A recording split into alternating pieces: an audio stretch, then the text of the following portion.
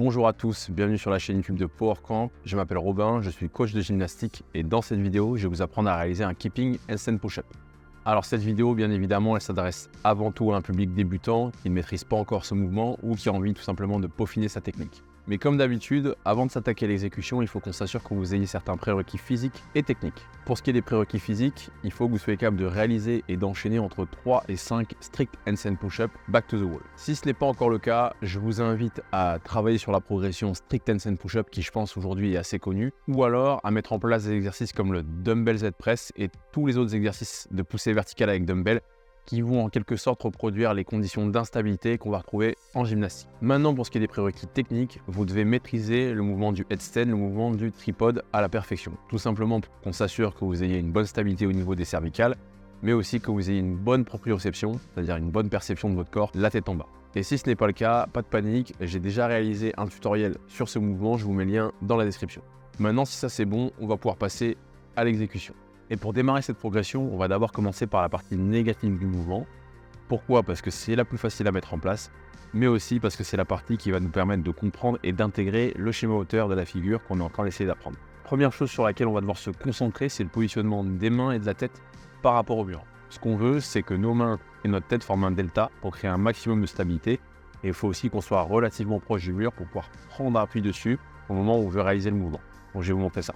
Alors on va positionner les mains largeur épaule, index majeur pointé vers l'avant, et on va venir déporter notre tête en avant de nos mains pour former un delta. Une fois qu'on a fait ça, on va venir empiler les hanches par-dessus les épaules en rapprochant nos pieds. On bascule. Et là, j'ai ma position de trépied avec les fesses en contact avec le mur. Donc une fois que j'ai cette position, je sais où je vais pouvoir placer mes mains pour le handstand push-up. Et maintenant qu'on sait où on va placer nos mains, on va pouvoir mettre en place l'excentrique du keeping handstand push-up et vous allez voir que c'est un mouvement qui s'effectue en 2 temps. Je kick, je contrôle. La seule chose qui rentre en contact avec le mur pour l'instant, c'est mes talons. Je me grandis au maximum. Je regarde dans la direction opposée et là, je vais venir déporter ma tête légèrement vers l'avant, fléchir les bras contre la descente. J'ai posé ma tête au sol, j'ai toujours les talons en contact avec le mur et maintenant, je vais venir poser les fesses, ramener les genoux à la poitrine. Et ça, c'est le mouvement de l'excentrique. Une fois que j'ai fait ça, là, je peux recommencer l'opération, reposer les pieds au sol, je kick de nouveau, de manière contrôlée, je contrôle la descente 1, 2, 3, je pose les fesses et je fléchis les hanches et les genoux.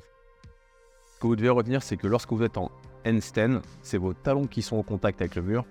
Et lorsque vous êtes en headstand, c'est-à-dire sur la tête, c'est vos fesses qui sont en contact avec le mur. Votre objectif sur cette portion négative, ça va être au fur et à mesure de l'entraînement de réduire le temps de latence entre l'étape 1 et l'étape 2. Le but, bien évidemment, c'est de gagner en vitesse et en efficience, mais n'allez pas trop vite, sinon vous risquez de vous faire mal au cervical. Je vais vous montrer ça. Je vais vous montrer à quoi ça ressemble. Donc pour l'instant, on s'était arrêté à un mouvement très séquencé. Quand on est en handstand, pensez à bien contracter les fessiers et les ischios. On descendait tout doucement, on posait les fesses, on ramenait les genoux à la poitrine.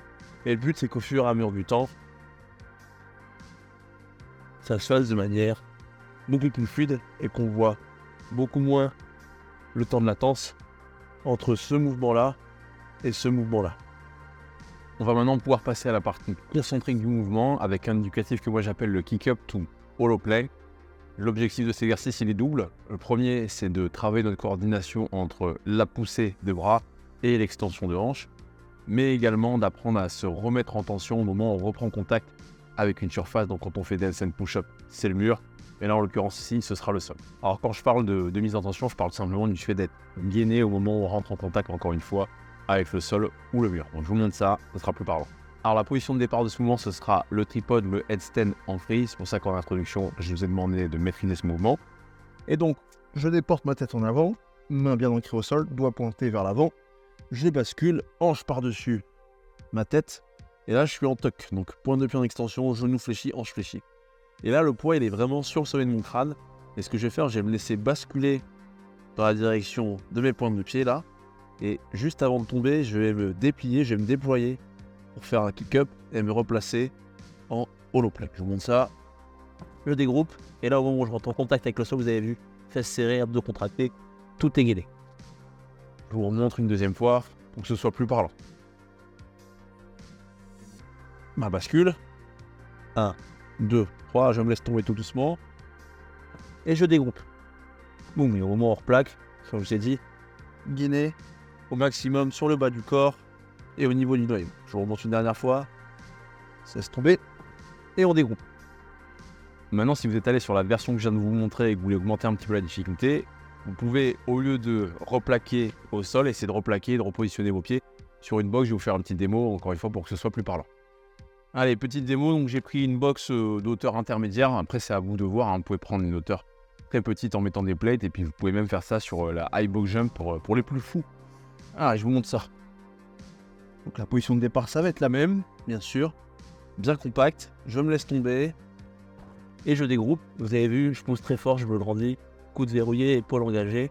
Et quand je replaque, absolument tout mon bas du corps est gainé. Je vous montre une dernière fois et puis on va passer à la suite. Point de pied en extension, je me laisse tomber, je déploie. Autre exercice que vous pouvez mettre en place pour travailler sur la partie concentrique et surtout pour travailler votre coordination motrice, c'est le kick-up to reverse plank.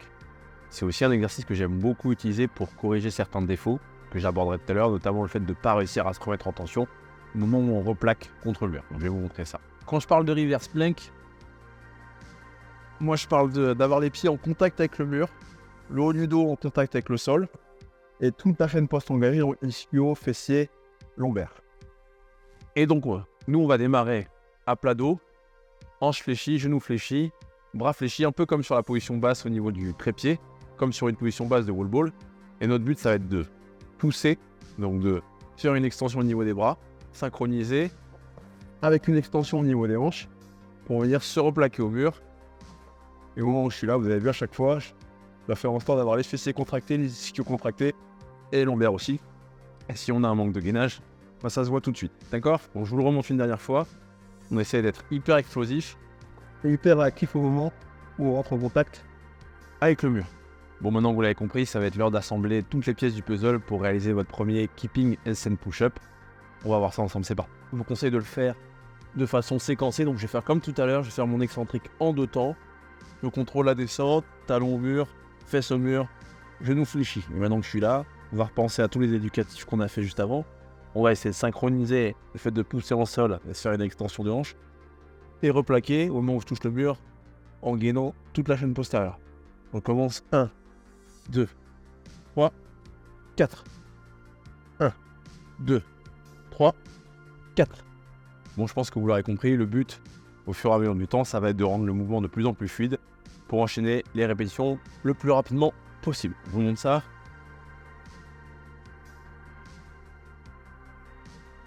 À chaque fois, talon en contact avec le mur, fesses en contact avec le mur en bas, on replaque et on se gaine. Maintenant que la partie progression elle est terminée, on va pouvoir passer selon moi à la partie qui est la plus intéressante, c'est les erreurs à éviter. Parce que la partie progression en soi, elle est assez simple à appréhender. Par contre, il y a beaucoup de gens qui ont des petites difficultés à optimiser le mouvement.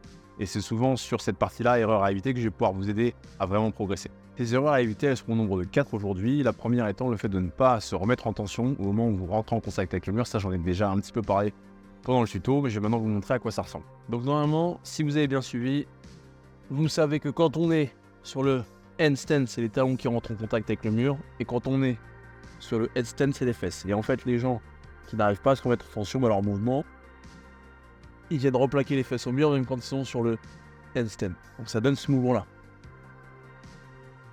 Mouvement où on perd attention et surtout, on n'est pas du tout efficient.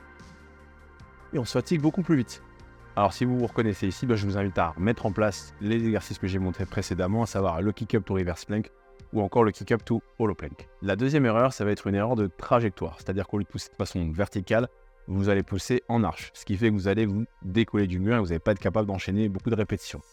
Souvent, cette erreur elle est due à un manque de mobilité soit en thoracique, soit en flexion d'épaule. Mais pas que, ça peut aussi être dû à un problème au niveau de votre regard. Il faut savoir que quand on fait un handstand push-up, on regarde dans la direction opposée au mur sur lequel on est en appui. Et le problème, c'est qu'il y a beaucoup de gens qui ont tendance à venir regarder le sol, qui va, un peu comme si on était sur un strict press, venir les faire basculer en arche. Je vais vous montrer, ce sera plus parlant. Alors pour que ce soit plus parlant, je vais d'abord réaliser un handstand push-up correctement. Donc le regard, il est dans la direction opposée au mur sur lequel j'ai pris appui. Et les gens qui vont avoir tendance à archer sur la poussée, Le problème, c'est qu'ils vont venir regarder le sol, qui va les faire se décoller, se repousser du mur. Donc je vous remontre. Donc si vous vous reconnaissez sur cette erreur, moi ce que je vous conseille, ce que vous pouvez faire en tout cas dans l'immédiat pour essayer d'améliorer les choses, ça va être de regarder dans la direction opposée au mur sur lequel vous êtes en appui. Mais par contre sur le long terme, si vous faites ça, c'est peut-être parce qu'il y a, comme je l'ai dit, un manque de mobilité, mais aussi un manque de force. Donc travaillez sur ces points-là, bossez votre flexion d'épaule, bossez votre mobilité thoracique et travaillez votre poussée verticale. Troisième erreur, ça va être le manque d'efficience sur le kick. Je l'en ai parlé pendant tout le tutoriel, il y a une flexion de genou et il y a aussi une flexion de hanche. C'est avant tout avec la flexion-extension de hanche qu'on génère de l'énergie pour venir se replacer en handstand. Et il y en a beaucoup parmi vous qui font juste un petit mouvement, une petite flexion de genou. Le problème, c'est que, encore une fois, pas générer beaucoup de puissance avec ça. C'est un peu comme si je donnais un coup de poing comme ça et si on donnait un vrai coup de poing de boxe où là, il va y avoir une rotation de buste et donc une sollicitation des reins. Je vous montre à quoi ça ressemble, ce sera plus parlant. Donc comme d'habitude, je vais vous montrer à quoi ça ressemble quand c'est fait correctement au niveau de la flexion et puis après avec le défaut.